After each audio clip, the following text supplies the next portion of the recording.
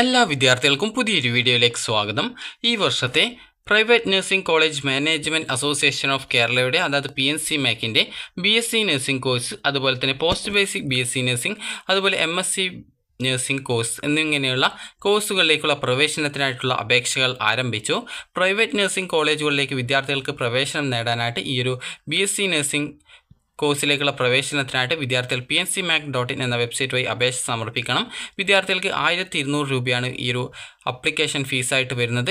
അപ്പോൾ വിദ്യാർത്ഥികൾക്ക് ഏതൊക്കെ കോളേജുകളാണ് ഈ ഒരു PNC മാക്കിന് കീഴിലുള്ളത് എന്നുള്ളത് അറിയാനായിട്ട് സൈഡിലായിട്ട് മുകളിലായിട്ട് തന്നെ ഇവിടെ കോളേജസ് എന്ന് പറഞ്ഞുകൊണ്ടുള്ള ഓപ്ഷൻ നൽകിയിട്ടുണ്ട്. അപ്പോൾ ജസ്റ്റ് അതിൽ ക്ലിക്ക് ചെയ്യുക. ക്ലിക്ക് ചെയ്യുന്ന സമയത്ത് നിങ്ങൾക്ക് ഇവിടെ കാണാനായിട്ട് സാധിക്കുന്നതാണ് ഏതൊക്കെ കോളേജുകളാണ് ഉള്ളത്, അതുപോലെ തന്നെ അവിടെ എത്ര സീറ്റുകൾ ഓരോ കോഴ്സുകൾക്കുമുണ്ട്. ആദ്യത്തേത് BSc നഴ്സിംഗ്, രണ്ടാമത്തേത് പോസ്റ്റ് ബേസിക്, മൂന്നാമത്തേത് MSc നഴ്സിംഗ്. അതുപോലെ തന്നെ കോളേജിൻ്റെ പ്രൊഫൈൽ നിങ്ങൾക്ക് കാണണമെന്നുണ്ടെങ്കിൽ അവിടെ വ്യൂ എന്നുള്ളൊരു ഓപ്ഷൻ കൂടി കൊടുത്തിട്ടുണ്ട്. അപ്പോൾ നിങ്ങൾക്ക് ഈ രീതിയിൽ എത്ര കോളേജുകളാണ് ഈ ഒരു PNC മാക്കിന് കീഴിൽ വന്നിട്ടുള്ളത് എന്നുള്ള കാര്യം നിങ്ങൾക്ക് കാണാനായിട്ട് സാധിക്കുന്നതാണ്. നിലവിൽ 48 കോളേജുകളാണ് ഇതിൽ ലിസ്റ്റ് ചെയ്തിട്ടുള്ളത്. അപ്പോൾ നിങ്ങൾക്ക് ഈ ഒരു പ്രോസ്പെക്ടസിന് വേണ്ടിയിട്ട് ഇവിടെ പ്രോസ്പെക്ടസ് എന്ന് പറഞ്ഞിട്ടുള്ള ലിങ്ക് നൽകിയിട്ടുണ്ട്. അപ്പോൾ BSc നഴ്സിംഗ് എന്നുള്ള ക്ലിക്ക് ചെയ്യുന്ന സമയത്ത് വിദ്യാർത്ഥികൾക്ക് ആ ഒരു പ്രോസ്പെക്ടസ് നിങ്ങൾക്ക് ഡൗൺലോഡ് ചെയ്തെടുക്കാൻ സാധിക്കുന്നതാണ്.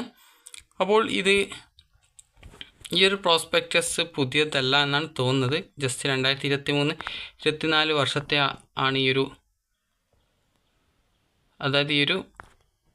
പ്രോസ്പെക്ടസ് എന്ന് പറയുന്നത് എന്നാണ് തോന്നുന്നത്. കാരണം 2023-24 എന്നാണ് ഇതിൽ ഡേറ്റ് നൽകിയിട്ടുള്ളത്.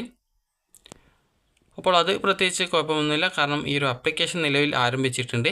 അതുപോലെ തന്നെ ഫീസ് സ്ട്രക്ചർ എന്ന് പറയുന്നത് നിങ്ങൾക്ക് ഈ ഒരു രീതിയിലാണ് ഫീസ് വരിക. അതായത് ഗവൺമെൻറ് കോളേജുകളിലാണെങ്കിൽ നിങ്ങൾക്ക് ഗവൺമെൻറ് കോളേജല്ല, ഇത് പ്രൈവറ്റ് നഴ്സിംഗ് കോളേജുകളാണ്. അപ്പോൾ അതുകൊണ്ട് തന്നെ നിങ്ങൾക്ക് ഈ ഒരു ട്യൂഷൻ ഫീസ് എന്ന് പറയുന്നത് നിങ്ങൾക്ക് 73,025 രൂപയും സ്പെഷ്യൽ ഫീസ് 23,300 രൂപയും കോഷൻ ഡെപ്പോസിറ്റ് 10,000 രൂപയുമാണ് വരിക. സെക്കൻഡ് ഇയർ തൊട്ട് അതായത് നിങ്ങൾക്ക് ഏകദേശം ഒരു വർഷം വരുന്ന ഫീസ് 1,13,000 സംതിങ് രൂപയാണ്. രണ്ടാം വർഷം മുതൽ നിങ്ങൾക്ക് ഏകദേശം 1,02,000 സംതിങ് രൂപയാണ് വരിക. കാരണം ഈ ഒരു സ്പെഷ്യൽ ഫീസ് ഇനത്തിൽ സെക്കൻഡ് ഇയറിൽ 19,300 രൂപ മാത്രമാണ് വരുന്നത്. അതുപോലെ കോഷൻ ഡെപ്പോസിറ്റ് സെക്കൻഡ് ഇയറിൽ കൊടുക്കേണ്ടതില്ല, കാരണം ഈ ഒരു 4 വർഷത്തേക്ക് മുഴുവനായിട്ടാണ് ഈ ഒരു കോഷൻ ഡെപ്പോസിറ്റ് വരുന്നത്. അതുപോലെ NRI കോട്ടയിലാണെങ്കിൽ നിങ്ങൾക്ക് ട്യൂഷൻ ഫീസ് ഏകദേശം അതായത് 73,000 നിന്ന് ഏകദേശം 95,000 രൂപയാണ് ഈ ഒരു ഫീസായിട്ട് വരുന്നത് ട്യൂഷൻ ഫീസ് ഇനത്തിൽ. സ്പെഷ്യൽ ഫീസ് സാധാരണ പോലെ തന്നെ 23,300, കോഷൻ ഡെപ്പോസിറ്റ് 10,000 രൂപയും. സെക്കൻഡ് ഇയർ തൊട്ട് ഈ ഒരു സ്പെഷ്യൽ ഫീസ് ഇനത്തിൽ കുറവുണ്ടാകും, അതായത് 19,300 രൂപയാണ്. അതുപോലെ കോഷൻ ഡെപ്പോസിറ്റും സെക്കൻഡ് ഇയർ മുതൽ നൽകേണ്ട വരില്ല. അപ്പോൾ നിങ്ങൾക്ക് ഈ ഒരു ടോട്ടൽ ഈ ഒരു NRI കോട്ടയിൽ അലോട്ട്മെൻറ്റ് കിട്ടിക്കഴിഞ്ഞാൽ നിങ്ങൾക്ക് ആദ്യത്തെ വർഷം നിങ്ങൾക്ക് ഏകദേശം വരുന്ന ഫീസ് എന്ന് പറയുന്നത് 1,50,000 രൂപയ്ക്ക് അടുത്ത് വരും. അടുത്ത രണ്ടാം വർഷം തൊട്ട് ഏകദേശം 1,40,000 രൂപയുടെ അടുത്തായിട്ടാണ് ഫീസ് ഇനത്തിൽ വരിക. 40,000 അല്ല, 1,00,000 ഏകദേശം 30,000 രൂപ മാത്രമേ ഫീസ് ഇനത്തിൽ രണ്ടാം വർഷം മുതൽ NRI കോട്ടയിലേക്ക് വരികയുള്ളൂ. അപ്പോൾ വിദ്യാർത്ഥികൾ നിങ്ങളുടെ അഡ്മിഷനുമായി ബന്ധപ്പെട്ട് അതായത് എല്ലാവിധ ഡോക്യുമെൻറ്റുകളും ഈ ഒരു ആപ്ലിക്കേഷൻ നൽകുന്ന സമയത്ത് തന്നെ അപ്ലോഡ് ചെയ്ത് നൽകാൻ ശ്രദ്ധിക്കുക. അതായത് ആ ഒരു ഡോക്യുമെൻ്റൊക്കെ തയ്യാറാക്കി വെച്ച ശേഷം മാത്രം നിങ്ങൾ അപേക്ഷ നൽകാനായിട്ട് ശ്രദ്ധിക്കുക. കാരണം വിദ്യാർത്ഥികൾക്ക് ചിലപ്പോൾ നിങ്ങൾക്ക് എഡിറ്റിംഗ് ഓപ്ഷൻ ഇല്ലാന്നുണ്ടെങ്കിൽ നിങ്ങൾക്ക് അതൊരു ബുദ്ധിമുട്ടായിരിക്കും. അക്കാര്യം വിദ്യാർത്ഥികൾ പ്രത്യേകം ശ്രദ്ധിക്കേണ്ടതാണ്. അതുപോലെ തന്നെ വിദ്യാർത്ഥികൾക്ക് ഈ ഒരു രജിസ്ട്രേഷൻ നിങ്ങൾക്ക് ഏകദേശം ജൂലൈ 17-ാം തീയതി വരെയാണ് ഈ ഒരു PNC മാക്കിൻ്റെ രജിസ്ട്രേഷൻ്റെ ഡേറ്റ് എന്ന് പറയുന്നത്. അതുകൊണ്ട് തന്നെ PNC മാക്കിന് നിങ്ങൾക്ക് ആ ഒരു സമയം വരെ രജിസ്ട്രേഷൻ നടത്താനായിട്ട് സാധിക്കുന്നതാണ്. അപ്പോൾ അതുകൊണ്ട് തന്നെ നിങ്ങൾ തിരക്ക് കൂട്ടി അപ്ലൈ ചെയ്യേണ്ട ആവശ്യമില്ല. നിങ്ങൾക്ക് എന്തൊക്കെ ഡോക്യുമെൻറ്റുകളാണ് തയ്യാറാക്കി വെക്കേണ്ടത്, അതായത് എന്തൊക്കെ ഡോക്യുമെൻറ്റാണ് റിസർവേഷനൊക്കെ ആവശ്യമുള്ളത്, ആ ഒരു ഡോക്യുമെൻറ്റുകളും അതുപോലെ ബോണസ് പോയിൻറ്റോ മറ്റോ ഉണ്ടെങ്കിൽ, അതുപോലെ തന്നെ വേറെ എന്തെങ്കിലും റിസർവേഷൻ നിങ്ങൾക്ക് ഉണ്ടെങ്കിൽ, അതുപോലെ തന്നെ ടൈ ബ്രേക്കിന് ആവശ്യമായിട്ടുള്ള വല്ല സർട്ടിഫിക്കറ്റ് ഒക്കെ ഉണ്ടെങ്കിൽ നിങ്ങൾക്ക് ആ ഒരു രീതിയിലൊക്കെയുള്ള ഡോക്യുമെൻറ്റുകളൊക്കെ തയ്യാറാക്കി വെച്ച ശേഷം മാത്രം വിദ്യാർത്ഥികൾ ഈ ഒരു കാര്യം അതായത് ഈ ഒരു അപേക്ഷ നൽകാൻ ശ്രദ്ധിക്കുക. അപ്പോൾ ഈ ഒരു പ്രോസ്പെക്ടസ് നോക്കുന്ന സമയത്ത് നമുക്ക് നോക്കാം. അപ്പോൾ പ്രോസ്പെക്ടസിൽ ജസ്റ്റ് എങ്ങനെയാണ് ആ ഒരു സീറ്റ് അലോട്ട് ചെയ്യുന്നത് എന്നുള്ള കാര്യം നമുക്ക് നോക്കാം. അപ്പോൾ ഈ ഒരു മെറിറ്റ് സീറ്റിൽ 50% മാനേജ്മെൻറ്റ് സീറ്റാണുള്ളത്. 50% സീറ്റിൽ ഏകദേശം 35% സീറ്റിലേക്കാണ് പ്രവേശനം നടത്തുന്നത്. അതുപോലെ തന്നെ അതിൽ 15% സീറ്റ് NRIയിലേക്ക് റിസർവ് ചെയ്ത് വെച്ചിട്ടുണ്ട്.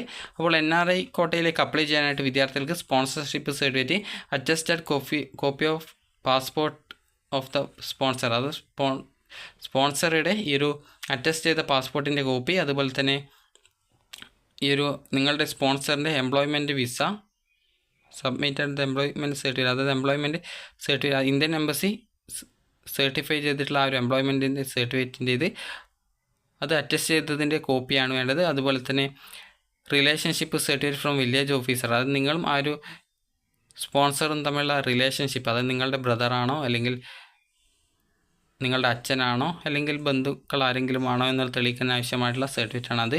അപ്പോൾ ഇത്രയുമാണ് നിങ്ങൾക്ക് ഈ ഒരു NRI കോട്ടയിലേക്ക് അപ്ലൈ ചെയ്യാനായിട്ട് വേണ്ടത്. അപ്പോൾ ജസ്റ്റ് നിങ്ങൾ ഇത് നോക്കുക. അപ്പോൾ നിങ്ങൾക്ക് NRI കോട്ടയിൽ മറ്റെന്തെങ്കിലും വേണോ, അതായത് ആകെ അത്രേ ആവശ്യമുള്ളൂ. അപ്പോൾ നിങ്ങൾ ആ ഒരു ഡോക്യുമെൻ്റ് അപ്ലോഡ് ചെയ്താൽ മാത്രമാണ് വിദ്യാർത്ഥികൾക്ക് ആ ഒരു NRI കോട്ടയിലേക്കുള്ള ആ ഒരു റിസർവേഷൻ കിട്ടുകയുള്ളൂ. അപ്പോൾ ഇത് കഴിഞ്ഞ വർഷത്തെ പ്രോസ്പെക്ടസാണ്, പുതിയത് വന്നിട്ടില്ല എന്നാണ് തോന്നുന്നത്. അപ്പോൾ വിദ്യാർത്ഥികൾക്ക് ഈ ഒരു ജൂലൈ 17-ാം തീയതി വരെ ഓൺലൈനായിട്ട് ഈ ഒരു അപേക്ഷ നൽകാവുന്നതാണ്. ഇവിടെ ജസ്റ്റ് നിങ്ങൾക്ക് ഈ ഒരു അപേക്ഷ നൽകുന്ന മുമ്പ് നിങ്ങൾക്ക്, അതായത് LBS വഴി നിങ്ങൾ അപേക്ഷ നൽകിയിട്ടുള്ള വിദ്യാർത്ഥികളാണെങ്കിൽ ആ ഒരു അപേക്ഷയിൽ ആവശ്യമായിട്ടുണ്ടായിരുന്ന എല്ലാവിധ ഡോക്യുമെൻറ്റുകളും ഇതിനും ആവശ്യമാണ്. അതുപോലെ തന്നെ ചില സമയത്ത് ഇതിൽ നിങ്ങൾ കോളേജും കോഴ്സൊക്കെ സെലക്ട് ചെയ്യേണ്ടതായിട്ട് വന്നേക്കാം. അപ്പോൾ അതുകൊണ്ട് തന്നെ നിങ്ങൾ ആ ഒരു കോളേജുകളൊക്കെ ഏതൊക്കെ കോളേജുകളിലേക്കാണ് അപേക്ഷിക്കുന്നത് എന്നുള്ള കാര്യമൊക്കെ ആദ്യം തന്നെ മനസ്സിലാക്കി വെക്കുക. അപ്പോൾ വിദ്യാർത്ഥികൾക്ക് നിങ്ങൾക്ക് താല്പര്യമുള്ള കോളേജുകളൊക്കെ ഈ ഒരു അപേക്ഷാ സമയത്ത് തന്നെ നൽകണം. അതുകൊണ്ട് തന്നെ നിങ്ങൾ ആദ്യം തന്നെ താല്പര്യമുള്ള കോളേജുകൾ ഏതൊക്കെയാണെന്നുള്ളത് കണ്ടുപിടിക്കുക. അതിനുശേഷം നിങ്ങൾ ഈ ഒരു അപേക്ഷ നൽകാൻ ശ്രദ്ധിക്കുക. അതുപോലെ തന്നെ LBS വഴി അപേക്ഷ നൽകിയുള്ള വിദ്യാർത്ഥികൾ ആണെങ്കിൽ ആ ഒരു സമയത്ത് നിങ്ങൾക്ക് എന്തൊക്കെ ഡോക്യുമെൻറ്റ് നിങ്ങളുടെ കയ്യിലുണ്ടായിരുന്നോ അതൊക്കെ ഇതിനും ആവശ്യമാണ്. അപ്പോൾ ആ ഒരു ഡോക്യുമെൻ്റൊക്കെ തയ്യാറാക്കി വെച്ച ശേഷം മാത്രം ഈ ഒരു അപേക്ഷ നൽകാൻ ശ്രദ്ധിക്കുക. കാരണം നിങ്ങൾക്ക് എഡിറ്റ് ചെയ്യാൻ ഒരു ഓപ്ഷൻ ഉണ്ടാകുമോ എന്നുള്ള കാര്യം അറിയില്ല. അതുകൊണ്ടാണ് നിങ്ങളോട് ആ ഒരു കാര്യം പ്രത്യേകം ശ്രദ്ധിക്കാനായിട്ട് പറയുന്നത്. അപ്പോൾ 27, അതായത് ജൂലൈ 17-ാം തീയതി വരെ ഈ ഒരു അപേക്ഷയുടെ ഡേറ്റ് ഉണ്ട്, അതായത് ആപ്ലിക്കേഷൻ സമർപ്പിക്കാനുള്ള സമയമുണ്ട്. അപ്പോൾ ഇവിടെ BSc നഴ്സിംഗ് സീറ്റ്സ് എന്നുള്ള ആ ഒരു ലിങ്കിൽ ക്ലിക്ക് ചെയ്യുന്ന സമയത്ത് രജിസ്ട്രേഷൻ ചെയ്യാനുള്ള ആ ഒരു പേജിലേക്ക് പോകുന്നതാണ്. നിങ്ങളുടെ ആ ഒരു പേഴ്സണൽ ഡീറ്റെയിൽസും മറ്റും നൽകുന്ന സമയത്ത് പ്രത്യേകം ശ്രദ്ധിക്കുക. കാരണം ചില വിദ്യാർത്ഥികൾ നിങ്ങളുടെ പേരൊക്കെ തെറ്റായിട്ട്, അല്ലെങ്കിൽ പേരിൻ്റെ സ്പെല്ലിങ് അല്ലെങ്കിൽ മറ്റു കാര്യങ്ങളൊക്കെ തെറ്റായിട്ട് നൽകാറുണ്ട്, അല്ലെങ്കിൽ ഇമെയിൽ ID-യുടെ ആ സ്പെല്ലിങ് അല്ലെങ്കിൽ ക്യാരക്ടേഴ്സ് തെറ്റായിട്ട് കൊടുക്കാറുണ്ട്. അപ്പോൾ അതുകൊണ്ട് തന്നെ നിങ്ങൾ നൽകുന്ന ഡീറ്റെയിൽസ് നിങ്ങൾ നൽകുന്ന സമയത്ത്, അതുപോലെ നേറ്റിവിറ്റി, റിലീജിയൻ, അതുപോലെ കമ്മ്യൂണിറ്റി, കാസ്റ്റ് ഇതുപോലുള്ളവയൊക്കെ നൽകുന്ന സമയത്ത് തന്നെ നിങ്ങൾ ഈ ഒരു രജിസ്ട്രേഷൻ ചെയ്യുന്നതിന് മുമ്പായിട്ട് തന്നെ നിങ്ങൾ കറക്റ്റായിട്ട് ആ ഒരു കാര്യങ്ങൾ പ്രത്യേകം ശ്രദ്ധിക്കേണ്ടതാണ്. അപ്പോൾ ഈ ഒരു ഡീറ്റെയിൽസൊക്കെ നൽകും മുമ്പ് നിങ്ങൾ ആ ഒരു കാര്യം, അതായത് നിങ്ങൾ നൽകിയിട്ടുള്ള ഡീറ്റെയിൽസും അതുപോലെ നിങ്ങളുടെ അഡ്രസ്സ് അതുപോലുള്ള മറ്റ് കാര്യങ്ങളൊക്കെ കറക്റ്റാണോ, അതുപോലെ നിങ്ങളുടെ ഇമെയിൽ ID, പാസ്വേഡൊക്കെ കറക്റ്റായിട്ട് നിങ്ങൾ മറ്റൊരു പേപ്പറിൽ എഴുതി വെച്ചിട്ടുണ്ടോ എന്നുള്ള കാര്യങ്ങളൊക്കെ ശ്രദ്ധിക്കുക. അല്ലെങ്കിൽ ജസ്റ്റ് സ്ക്രീൻഷോട്ടെങ്കിലും എടുത്തു വെക്കാനായിട്ട് ശ്രദ്ധിക്കേണ്ടതാണ്. അപ്പോൾ നിങ്ങളുടെ ആപ്ലിക്കേഷൻ നമ്പർ നിങ്ങൾ ആപ്ലിക്കേഷൻ നൽകുന്ന സമയത്ത് തന്നെ മുകളിൽ കാണാനായിട്ട് സാധിക്കുന്നതായിരിക്കും. അപ്പോൾ അതായിരിക്കും നിങ്ങളുടെ ആപ്ലിക്കേഷൻ നമ്പറൊക്കെ ആയിട്ടുണ്ടാവും. അപ്പോൾ അതൊക്കെ നിങ്ങൾ കറക്റ്റായിട്ട് ഒരു പേപ്പറിൽ എഴുതി വെക്കേണ്ടതാണ്. അതുപോലെ തന്നെ ജെൻഡർ ഫീമെയിൽ മെയിൽ എന്നുള്ള അത് കറക്റ്റായിട്ട് സെലക്ട് ചെയ്ത് കൊടുക്കേണ്ടതാണ്. അപ്പോൾ മെയിൽ എന്നുണ്ട്, അതുപോലെ ഫീമെയിൽസ് ആണ്, അതായത് പെൺകുട്ടികളാണ് സാധാരണ ഈ ഒരു ആപ്ലിക്കേഷൻ നൽകുന്നത് എന്നുള്ളത് കൊണ്ടാണ് ഈ ഒരു ഫീമെയിൽ എന്നുള്ളത് ഡീഫോൾട്ടായിട്ട് കൊടുത്തിട്ടുള്ളത്. അപ്പോൾ ജസ്റ്റ് നിങ്ങൾ സെലക്ട് ചെയ്യുന്ന സമയത്ത് മെയിൽ, ട്രാൻസ്ജെൻഡർ എന്നിങ്ങനെയൊക്കെയുള്ള ഓപ്ഷൻ ഉണ്ട്. അപ്പോൾ നിങ്ങൾ മെയിലാണെങ്കിൽ മെയിൽ എന്ന്, അല്ലെങ്കിൽ ഫീമെയിൽ ആണെങ്കിൽ ഫീമെയിൽ എന്ന് സെലക്ട് ചെയ്ത് കൊടുക്കുക. ഈ ഒരു മെയിലും ഫീമെയിലും കറക്റ്റായിട്ട് നൽകാൻ ശ്രദ്ധിക്കുക. കാരണം ഒരു വിദ്യാർത്ഥിയുടെ കയ്യിൽ നിന്ന് ജസ്റ്റ് LBSന് അപ്ലൈ ചെയ്ത സമയത്ത് അത് തെറ്റിപ്പോയിട്ടുണ്ടായിരുന്നു പറഞ്ഞിട്ടുണ്ടായിരുന്നു. അപ്പോൾ അതുകൊണ്ട് തന്നെ നിങ്ങൾ രജിസ്റ്റർ എന്നുള്ള ഈ ഒരു ബട്ടൺ, രജിസ്റ്റർ എന്നുള്ള ബട്ടൺ ക്ലിക്ക് ചെയ്യുന്നതിന് മുമ്പായിട്ട് നിങ്ങൾ നൽകിയ ഡീറ്റെയിൽസ് ഒരു 2 പ്രാവശ്യമെങ്കിലും കറക്റ്റായിട്ട് ശ്രദ്ധിച്ച് നോക്കുക എന്തെങ്കിലും തെറ്റിപ്പോയിട്ടുണ്ടോ എന്നുള്ളത്. അപ്പോൾ നിങ്ങൾ ഈ ഒരു ആപ്ലിക്കേഷൻ നിങ്ങൾക്ക് ഈ ഒരു ജൂലൈ 17-ാം തീയതി വരെ നൽകാവുന്നതാണ്. അപ്പോൾ ഏകദേശം 10ഓളം കോളേജാണ് നിങ്ങൾക്ക് ഓപ്ഷനായിട്ട് നൽകാൻ സാധിക്കുക എന്നാണ് കഴിഞ്ഞ വർഷത്തെ പ്രോസ്പെക്ടസ് പ്രകാരം പറഞ്ഞിട്ടുള്ളത്. അതായത് ഇതിൽ നോക്കുമ്പോൾ പ്രോസ്പെക്ടസ് കഴിഞ്ഞ വർഷത്തേതാണ് കിട്ടിയിട്ടുണ്ടായിരുന്നത്. അപ്പോൾ അതുകൊണ്ട് തന്നെ നിങ്ങൾ കറക്റ്റായിട്ട് ആദ്യം തന്നെ നിങ്ങളുടെ പ്രയോറിറ്റി ബേസിലുള്ള കോളേജുകൾ ഏതൊക്കെയാണ് എന്നുള്ളത് കറക്റ്റായിട്ട് മനസ്സിലാക്കുക. കാരണം ഏകദേശം 48 പ്രൈവറ്റ് കോളേജ് ഉണ്ട്. അപ്പോൾ നിങ്ങൾക്ക് അതിൽ നിന്നും താല്പര്യമുള്ള 10 കോളേജുകൾ ഏതൊക്കെയാണെന്നുള്ളത് പ്രയോറിറ്റി ബേസിൽ നിങ്ങൾ ആദ്യം ലിസ്റ്റ് തയ്യാറാക്കുക. അതുപോലെ ആവശ്യമായിട്ടുള്ള ഡോക്യുമെൻറ്റ് തയ്യാറാക്കി വെക്കുക. അതുപോലെ തന്നെ ഫീസ് 1200 രൂപയാണ് ഫീസ് വരിക. അപ്പോൾ ഇതൊക്കെ തയ്യാറായ ശേഷം മാത്രം നിങ്ങൾ അപ്ലൈ ചെയ്യാനായിട്ടും ശ്രദ്ധിക്കുക. അപ്പോൾ വിദ്യാർത്ഥികൾക്ക് ഈ ഒരു വീഡിയോ ഉപകാരപ്രദമായിട്ടുണ്ടെങ്കിൽ ലൈക്ക് ചെയ്യുക, ഷെയർ ചെയ്യുക. Thank you for watching.